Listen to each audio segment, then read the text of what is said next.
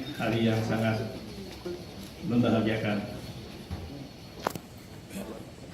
Memiliki mekanisme, kita akan mempersilakan sesuai urutan. Yang pertama Pak Kenapa ini kita lakukan?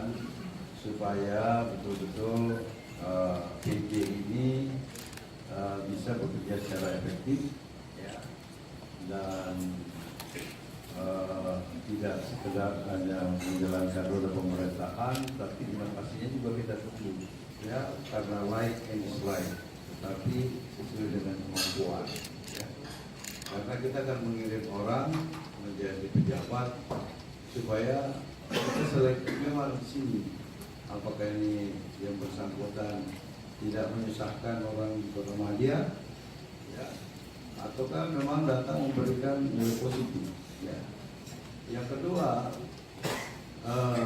saya sebagai gubernur tentu punya tanggung jawab sebagai gubernur untuk Kota Makassar, ya.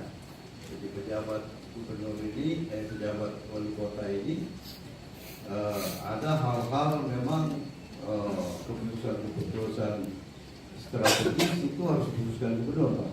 Jadi jangan berjalan apa